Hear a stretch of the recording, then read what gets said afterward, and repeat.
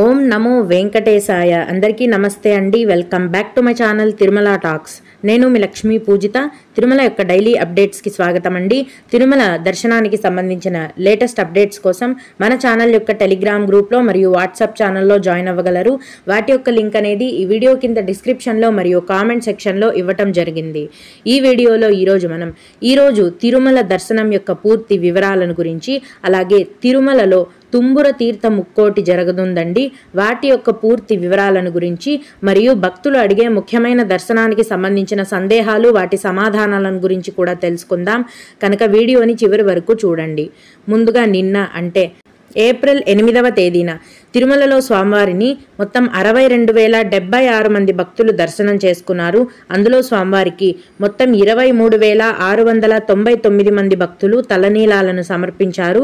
నిన్నటి రోజున తిరుమలలో శ్రీవారి హుండీ యొక్క ఆదాయం అనేది 3,27,00,000 రూపాయలు. ఈరోజు కూడా ఎటువంటి దర్శనం టికెట్లు లేకుండా నేరుగా భక్తులను ఫ్రీ దర్శనానికి అనుమతిస్తున్నారు. ఈ విధంగా టికెట్స్ లేకుండా నేరుగా వెళ్లే ఫ్రీ దర్శనానికి ప్రస్తుతం దాదాపుగా 10 గంటల సమయం అనేది పడుతోంది. అలాగే తిరుపతిలోని ఉచిత సర్వదర్శనం టికెట్లతో దర్శనానికి వెళ్లే భక్తులకైతే గనక దర్శనానికి దాదాపుగా 4 గంటల సమయం అనేది పడుతోందండి. 300 రూపాయల దర్శనం వారికి మరియు 500 రూపాయల దర్శనం వారికి దర్శనానికి 3 గంటల సమయం అనేది పడుతోంది. ఈ రోజు కూడా చిన్న పిల్లల యొక్క సుపదం ఇన్ఫాంట్ దర్శనం అనేది కొనసాగుతోందండి. ఇన్ఫాంట్ దర్శనానికి 1 గంట సమయం పడుతోంది. అలాగే విఐపి బ్రేక్ దర్శనానికి కూడా 1 గంట లోపే దర్శనం అనేది పూర్తయిపోతుంది. దీన్ని బట్టి ప్రస్తుతం తిరుమల కొండపైన భక్తుల యొక్క రద్దీ అనేది నిన్న మొన్నటిలాగే సాధారణంగా కొనసాగుతోందండి. మరీ ఎక్కువగాను లేదు, అలాగని తక్కువగాను లేదు, మధ్యమంగా సాధారణంగా కొనసాగుతోంది. ఈ రోజు కొత్తగా ఫ్రీ దర్శనం క్యూ లైన్లో ఎంటర్ అయ్యే భక్తులకు దర్శనమై బయటికి రావడానికి దాదాపుగా 10 గంటల సమయం అనేది పడుతోంది. కాబట్టి దీన్ని బట్టి భక్తులు మీ యొక్క దర్శనాన్ని ప్లాన్ చేసుకోవాల్సిందిగా మనవి. ఇప్పుడు టీటీడీ వారి నుంచి వచ్చిన సమాచారం ఏంటంటే, తిరుమల శ్రీ వెంకటేశ్వర స్వామి ఆలయానికి 7.5 మైళ్ళ దూరంలో వెలసి ఉన్న తుంబుర తీర్థ ముక్కోటి ఉత్సవం ఏప్రిల్ 12వ తేదీన జరగనుంది. సంవత్సరంలో ఈ ఒక్క రోజు మాత్రమే తుంబుర తీర్థానికి భక్తులకు అనుమతి అనేది ఉంటుందండి. ప్రకృతి సౌందర్యాల నడుమ నిర్వహించే ఈ తుంబుర తీర్థ ముక్కోటిని దర్శించి స్నానం ఆచరించడం ఒక ప్రత్యేక అనుభూతిగా భక్తులు భావిస్తారు. ఈ ముక్కోట్లో టీటీడీ అధికారులు, అర్చకులు పెద్ద సంఖ్యలో పాల్గొంటారు. ఇదండి టీటీడీ వారి నుంచి వచ్చిన సమాచారము. ఇక కొందరు శ్రీవారి భక్తులు అడిగే ముఖ్యమైన దర్శనానికి సంబంధించిన సందేహాలను, వాటి సమాధానాలను అయితే తెలుసుకుందాము. ఇవి అడిగిన వారికే కాకుండా దర్శనానికి వెళ్లే ప్రతి ఒక్కరికి కూడా ఉపయోగపడతాయండి. ఒక భక్తుడు, మేడం సర్వదర్శనం టికెట్స్ ఎంతమందికి ఇస్తారు? 1000, 2000 ఇలా ఏమైనా లిమిట్ ఉంటుందా అని అడిగారు. అవునండి, తిరుపతిలో 3 చోట్ల సర్వదర్శనం టికెట్లను కేటాయిస్తారండి. ఈ 3 చోట్ల కలిపి రోజుకు 10 నుంచి 15,000 ఉచిత సర్వదర్శనం టికెట్లను టీటీడీ వారు కేటాయిస్తారండి.